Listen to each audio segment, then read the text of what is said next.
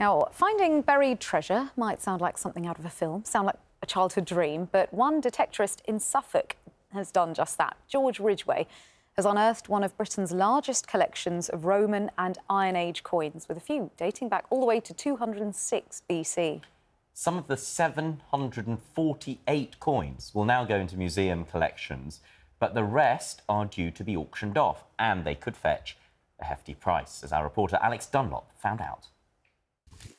Oh, it's two stuck together. Oh my God. For George Ridgway, this was a real wow moment.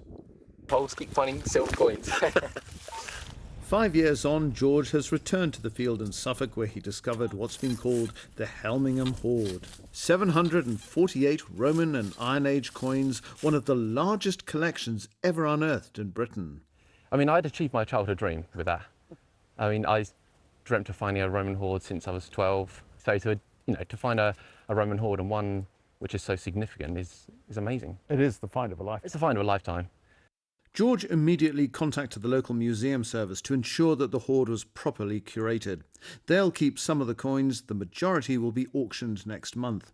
This, one of the highlights depicting the Roman Emperor Caligula from AD 38. And this of Emperor Claudius, it's expected to reach £3,000.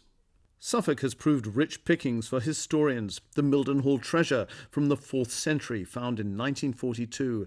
And of course the world-famous Hoxton Hoard, 15,000 Roman coins and jewels. On the east coast, it's very fertile land, but it hasn't been developed much compared to the rest of England. And the Celtic capital was initially Camalodunum, or Colchester as we know now.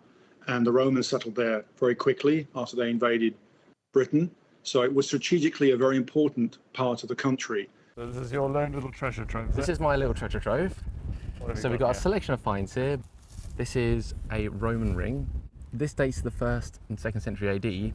And I remember the first time I actually found it, I slid out my little finger, just like that. And this huge surge of adrenaline just shot across my body. The first person to wear that ring in 2,000 years. Exactly. The coins could reach £75,000 at auction, which George will share with the landowner. But it's not about the money. He says it's all about the history. Alex Dunlop, BBC News. Well, George joins us now. Good morning, George. Now, apparently you were inspired by Indiana Jones as a child, which I'd never have guessed, judging by your hat. How did you feel when you found this hoard? Oh, good morning. It was just the most magical moment. I first started history hunting when I was about 4 years old, and that was from watching Indiana Jones. And I mean, my grandma gave me my first metal detector at 12 years old, and from then on, I've just been absolutely passionate about history. Just tell us about the process of finding it, because looking at that, I mean, that is typical of Suffolk, a huge field. I mean, you could have started anywhere in East Anglia. How did you narrow it down? How did that lead you to finding the right spot? Yeah, so the evening before the discovery, I was looking at Roman roads and ancient trackways in this particular area of Suffolk, and I spotted this strange crop mark in the corner of a field, and it turned out that this was a spring which had been filled in. Now, with springs and water sources in general, hoards have been known to be buried near them, so for me they're always worth a search. Now, obviously, I didn't know I was going to find this huge Roman hoard, and well, what turned out to be the largest one of its kind. But it's always, you had to be done, and the next morning I went there, and well, the rest was history. Quite literally. Very good. I mean, finding something like this is incredible, but is that the particular period of interest of history that you are most interested in? Or, I don't know, were you disappointed that it wasn't medieval coins, for example? What would be your ultimate find, or was this it? No, I mean, this was it. So we have a Roman road which adjoins our farm in Suffolk. So Roman history has always been just an absolute passion for me. So to find what turned out to be Britain's largest Claudian reign hoard was just unbelievable. And I mean, the first coin I found from the hoard, it was a denarius of Julius Caesar, which dated to around 46 to 47 BC, sorry. And I mean, that itself was a find of a lifetime. And then I find another one, and then another one, and then within a couple of hours I had 180 of those type of denarii. And it was at that point I actually phoned my dad, David, just to tell him the news, and he came over straight away. And for 2 nights he slept on the actual hole. So he's a bit of the unsung hero when it comes to the story, my dad. Yeah, and George, I hope your dad is going to partake in some of the rewards for this as a result. No, absolutely, absolutely. The first thing I'm doing is I'm going to buy him a pint. He did so well to do that. I should hope so. The only thing I will say about Dad... Two nights sleeping out in the open air, guarding the hall. 2 nights. And he gets a pint. I mean, that's the least I think you should do. Just out of interest, this is the biggest haul of Roman coins, you said. But how rare are these to find? I mean, this type of hoard is extremely rare. And then when you combine that with the fact there's also Iron Age coins from this in this hoard as well, it just makes it almost unique. We have 24 gold staters in the hoard as well.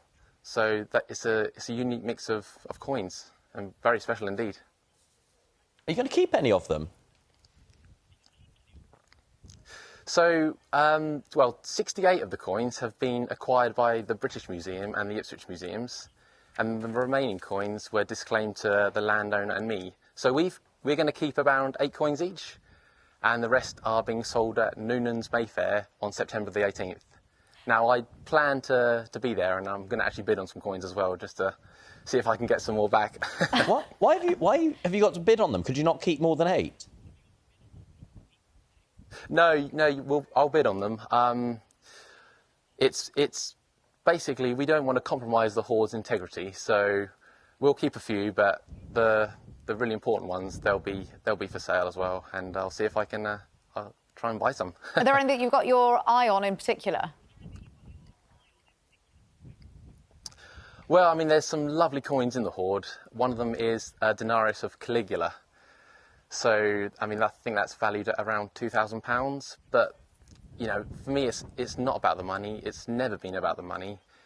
For me, metal detecting and history hunting in general is just the love of history. And you go out there, you really never know what you're going to find. So, it's a magical hobby like that. It's not about the money, but it is about the coins. Have you got any of your finds to show us? Yeah, I've got some finds here. So we've got a selection here. So this is actually one of my favourite finds. Now, bearing in mind I've found 2 Roman hoards in total. So this one here, I'm not sure if you can see it. Yeah, hold it up nice and close to the camera because so we can see it. Yeah. There we go. So this is a seal matrix. It's a seal matrix, and it dates to the 12th and 13th century. Now, these were used to validate a document, and they were impressed into hot melted wax. And what's quite special about this find is this was found behind our farmhouse in one of the meadows, and it's got an inscription, a Latin inscription around the edge. I'm not sure if you can see that. Just about, yes. And it's got a cross in the middle. Yeah, so after a bit of research, it turned out that this seal matrix translated into the seal of Philip Govan. Now, there's a chance that Philip Govan might have lived at our farmhouse, as when I was about 12 years old, I found a tremendous amount of medieval pottery. So there's evidence that someone might have lived there during that time, and it could have been Philip. That is incredible. Just very briefly, in a sentence, George, as we're running out of time, where do you go from here? You've set the bar high. In a sentence, what's next? Well, what's next? So I've been fortunate to give numerous talks about my story, and I've actually just written a book as well about my history hunting adventures. So that's all rather exciting. As for the next hoard, well, I'm going to keep looking and see what I can find. Well, best of luck with that, George, and thank you for joining us today. No, thank you very much.